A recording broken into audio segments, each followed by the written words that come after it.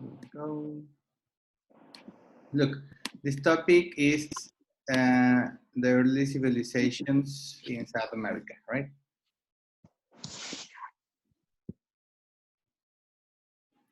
Um, Look, in Mesoamerica, as you can see in the map here in green, there were some civilizations that developed between 700 and 1530 after Christ. Um, and these three were the first one. Look, the first ones in red, you can see Moche, and you can see the name here. I hope you can see it there. Then we have Caral, we have Chavin, Nazca, right? All of these and civilizations were the first one, and they started to gain power. In time, the Inca culture came and they started to conquer a lot of lands. It is what you see in green. All of the Andes mountains, they founded Cusco and they live in Machu Picchu. And they started to conquer all these lands. You can see here in green, right? They built many buildings, cities, and artifacts. And we can see some of their culture by these objects and cities, right?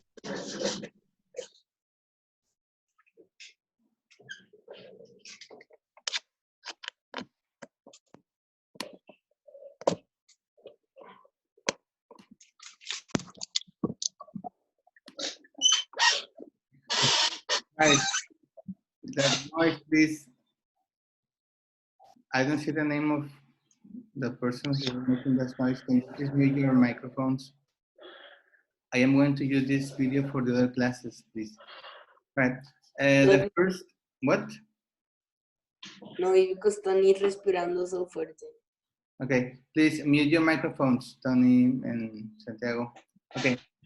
In the Super River Valley of Peru, and there is a very famous river, Caral is the oldest major city in the Americas. Here we have some ruins, and you can see the design is beautiful.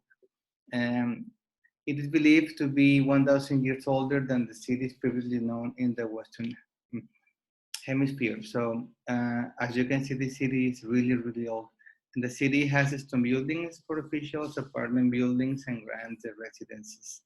The inhabitants of Caral and developed a sophisticated system of irrigation.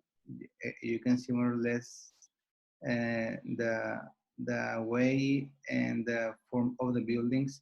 Maybe there was running water, which was an advance, and it was abandoned between 2000 and 1500 before Christ. Look, before Christ, it is not a new city, right? And that's why I mentioned that these three cities are like the foundation of the cultures here, right?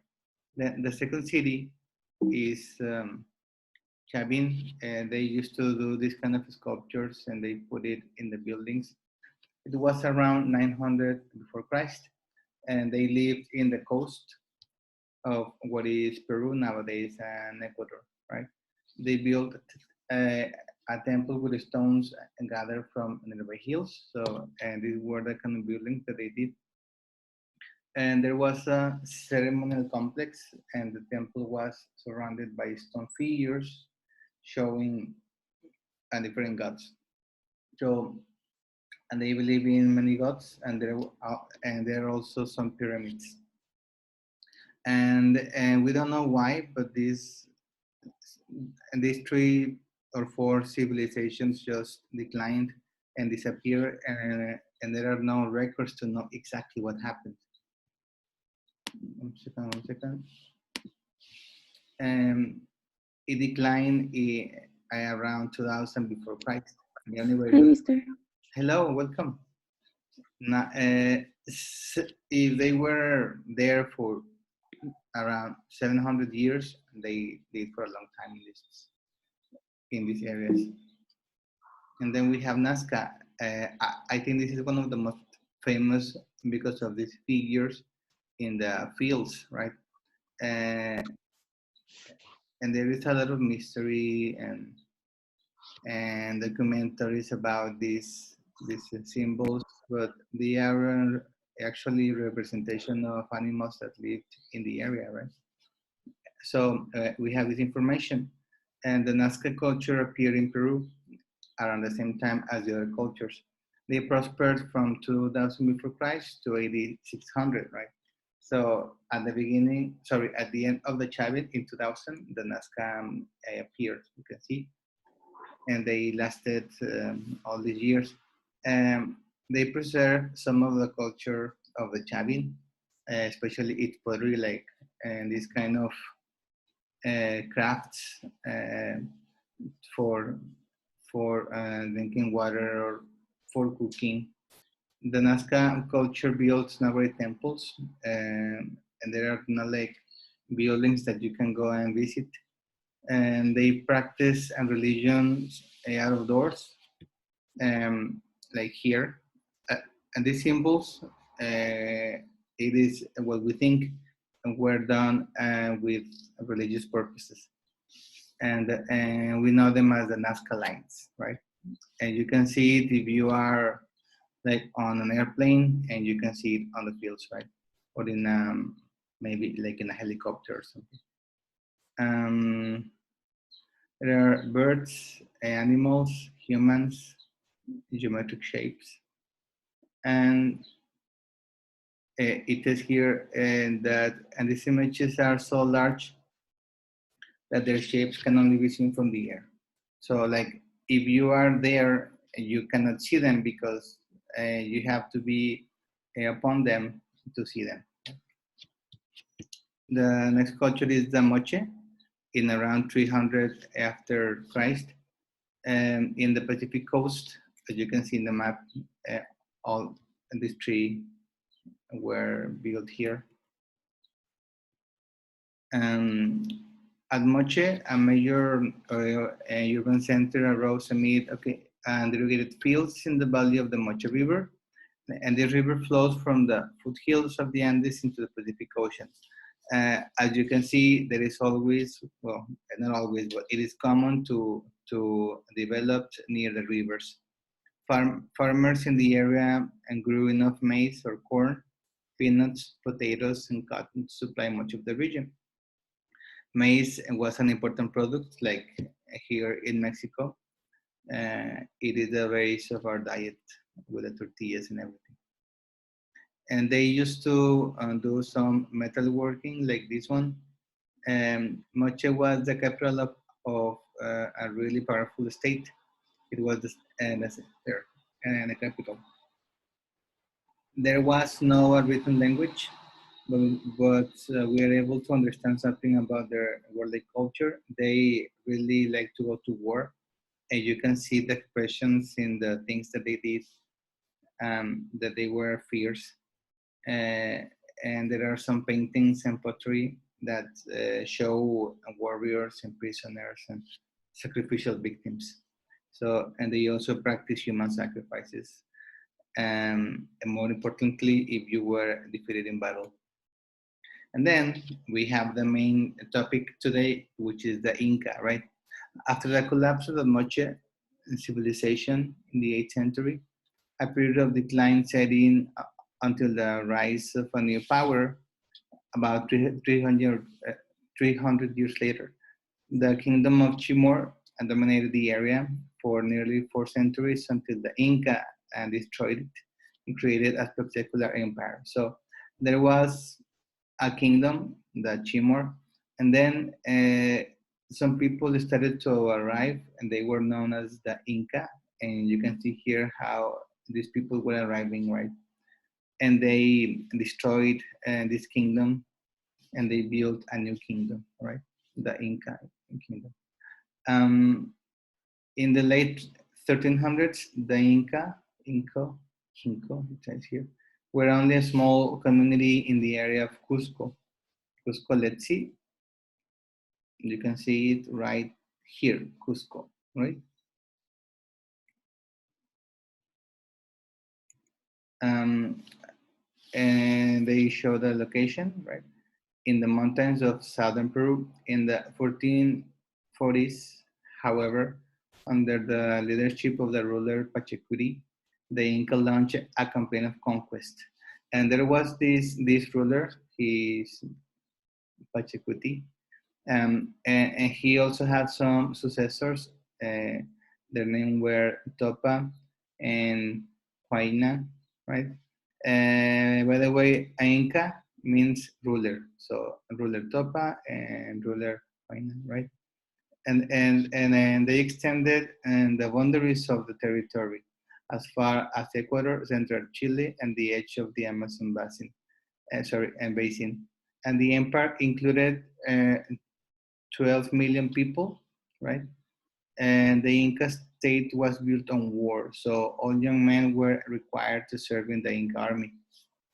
With about 200,000 members, the army was the largest and best armed in the region.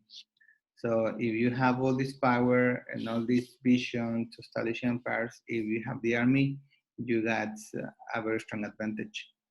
Um, they didn't use the wheel.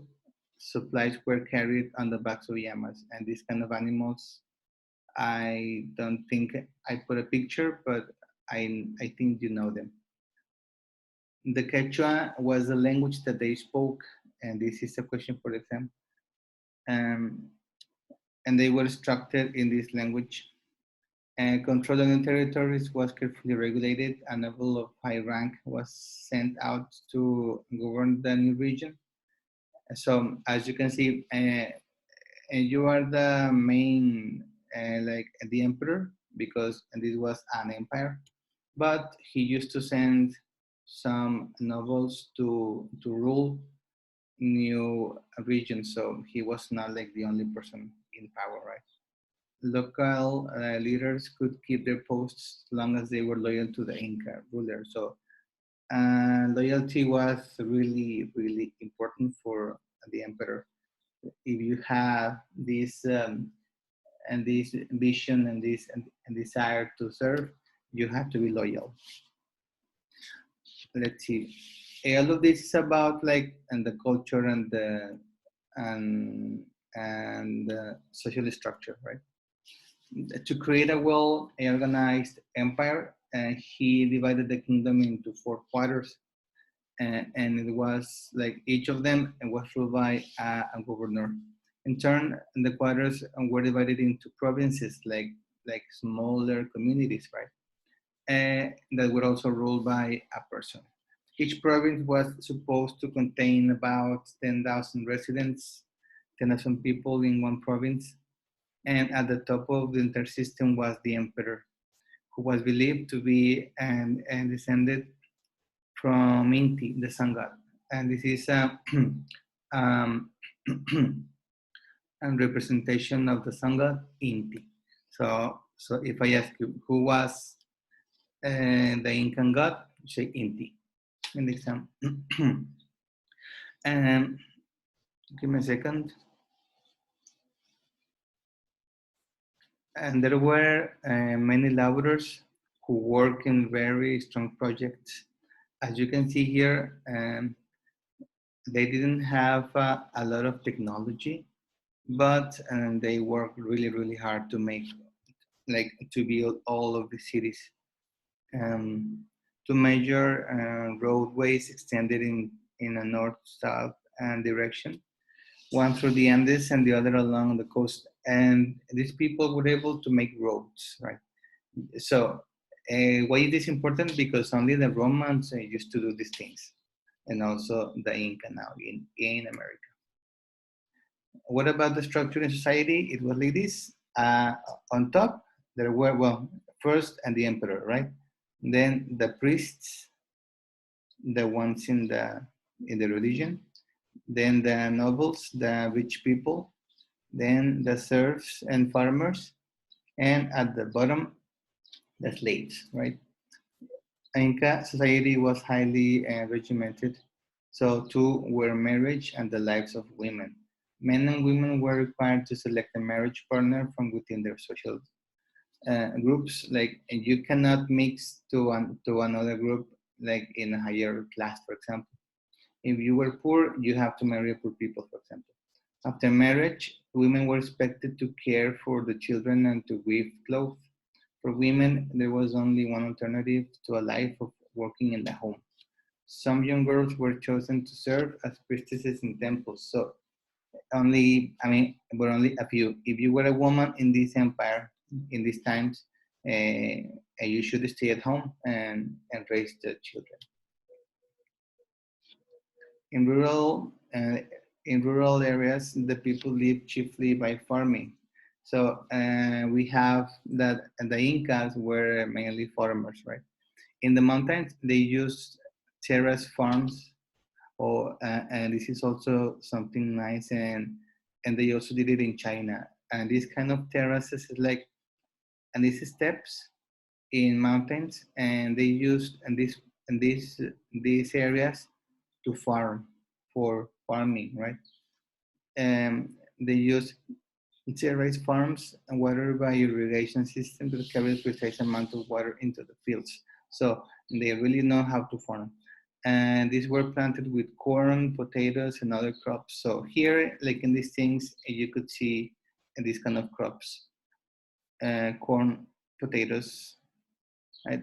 The farmers' houses, built of stone or adobe with thatched roofs, were located near the fields. So if you were a farmer, you had to live near the farm, the fields. As you can see here, they really show respect to the emperor, like the Egyptians and used to carry their leaders, right? The Inca were really good builders, right? They knew about the engineering, and you can see that in these kind of cities. Look how complicated in those times to build the cities. I know that you can think, but Michelle, it is not like the kind of advancement of a pyramid or the Romans, but these buildings have endured time, right? They built roadways over mountains and tunnels through them, as well as bridges and aqueducts. So, and they really know how to do this thing. The buildings and monuments of Cusco were the wonder of early European visitors. When Europeans started coming, when they saw these cities, and they were amazed because they thought that and the people knew nothing, and there were no advances in technology or in architecture, but they saw different. And these structures were built of close-fitting stones without mortar, like cement, and the better to withstand the frequent earthquakes in the area. So, and these buildings could support, could endure an earthquake. So, and if that is not technology, I don't know what that is. And I think this is the most famous picture that you have seen about the Inca in Peru is Machu Picchu. Machu Picchu. And nothing shows more genius in architecture than this city built on top of a mountain, right? 2,400 meters in the elevation of the city. So to be here is like to be in heaven, right? It was built on a lofty hilltop surrounded by mountain peaks far above the Urubamba River. Machu Picchu was hardly a city containing only about 200 buildings. Of course, to build a city at this height, it's so complicated. They did it anyway. In one part of Machu Picchu, a long stairway leads to an elegant stone known to the Inca as the hitching post of the sun. It is you can think that this rock is not important, but they gather to celebrate some festivals and they pray and they pray to the god. I hope that you remember Avinti was the sun god, and this is a memorial site to pray to this god in festivals in June and December. Look, the Inca had no writing system. They had a language, but they didn't know how to write. But instead, they kept records using a system of note strings called the quipu. It is this instrument that they use to keep records things and the amounts of like the seasons and the products that they farmed in the fields and everything. The lack of a fully developed writing system did not prevent the Inca from attaining a high level of cultural achievement. They didn't know how to write, but they had a very strong culture. Anyway. For example, and this is the last slide, and they developed some traditions like the theater and poetry. And poetry was spoken, right? Because they didn't know how to write it, but they said, and the poetry, and they accompanied with music, and also there were plays like in this. It's a representation of an historical event, and you can see the emperor. Actors were not professionals, but members of the nobility or senior officials who memorized their parts. So, and not everyone could be part of the theater in those times because it was only for the rich people. Well, like the ones involved in the creation of the plays, right? And they used to manage some tragic and comic works. Basically, what they had. And this is what we have about this culture, right? The Inca. I am going to stop sharing and stop recording in a moment.